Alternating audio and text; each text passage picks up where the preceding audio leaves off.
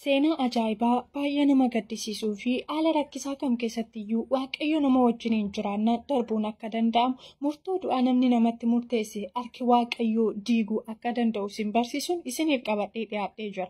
Amma xumura viidiyoo kanaatti yoo dhaggeeffattan waan baay'ee irraa barattu. Namoota biraatiifis barumsa akka ta'uuf hiriyoota keessaniif sheerii gochuu hin dagatiina. Waggaa lamaan dura akkuma yaadattan obboleettii keenya Malkaam jedhamturra mudannoon ulfaataan akka kanaa ga'ee ture. Fuula feesbuukii fi akkasuma yuutuubii kootii irratti isiniif dhiyeesseen ture. Namoonni baay'een irraa baratanii waa'ee isheetiif waaqayyoon galateeffataniiru. Isheenis murtoon du'aa lubbuu isheetti kennamuurraan kan ka'e biyya ormaa keessatti waaqayyo dhugaa ishee dubbatee lafa sanaa ishee baasee har'a nama dhaabbatee waaqayyoon galateeffatu ishee godhee jira. Akkasuma mudannoo wal fakkaataadhaan obboleettii keenya haadha wabii yookaan immoo burtukaan jedhamtu har'a immoo isiniif qabadhee dhiyaadhee jira. Amma xumura viidiyoo kanaatti nu hordofaa. Obboleettiin keenya haati wabii yookaan immoo burteen waggaa tokko fuula sooshaal miidiyaa irraa baddee hiriyoonnii fi firoonni ishii maatiin ishii yaaddoo guddaa keessa iyyaafannaa guddaa keessa turan.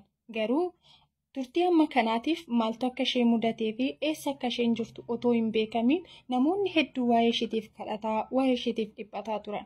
Burteen waggaa tokkoof maal taateet onlaayinii irraa badde yookaan immoo sagalee ishii dhufkattee bakki isheen jiru wallaalame akka ittaanuttan isiniif dhiyeessa. Maqaan koo Burtukaan Mallasaan jedhama. Waggaa 2 dura akkuma nama kamiyyuu hojjedhee of jijjiiruuf biyyoota Arabaa keessaa gara biyya Bahaariinittan imalee jetti Burteen. Gaafa imalee jedhus maatiin biratti ramadamee hojjedhu wajjin baay'ee walii gale. Ijoolleen maatii kanaallee baay'ee na jaallatanii jetti Burteen. Sababa kanaafis mindaa koo yeroodhaan naa kaffalu. Baay'ee na jaallatu. Haaluma kanaan utuu hin jiru ji'a 8 booda maatiin sun hojiin manichaa nama dabalataa waan barbaachiseef intala biyya Filiippiinii tokko fidanii na biratti dabalan. Hojjettuun kun gaafa galtu maatii fi ijoolleen mana sanaa jaalala guddaa waan naaf qabaniif inaaffaa hamaa keessa galtee yaaliiwwan jireenya koo miidhan tokko tokkos narratti geggeessuu jalqabdee jetti. Gaaf tokko garuu waan addaa tokkotu na mudate. Innis turtiin paaspoortii kootii waan xumurameef hojjechiistuu koo yookaan madaamii koo waliin ta'uudhaan gara paaspoortiin itti haareffamu deemnee fuunee deebine. Yeroo manatti dhiyaannu hojjechiistuun koo sun gara hojjettuu ishee mana jirtuu sanaatti bilbiltee ati ijoollee nyaata nyaachisi burtukaan immoo dhuftee haareffiftuu jettee ofii isheef gara hojii deemte. Anis mana bira yeroon ga'ee gamoo 3ffaa irratti waan amanuu hin dandeenye tokkon arge. Innis daa'imti waggaa 4 gamoo 3ffaa irra dhiigaan makamee ciisa ture. Yeroo kana ani fiigee dhaqeen mucaa kana oliif gadi qabee bilbila koo fuudhee hojjechiistuu koo yookaan madaamii kootti bilbilee jette. Yeroo kana edaa intalli Filiippiiniin sun gamoo 4ffaa irra dhaabbattee bilbila isheetiin yeroo ani mucaa qaqqabadhu viidiyoo na waraabaa turte.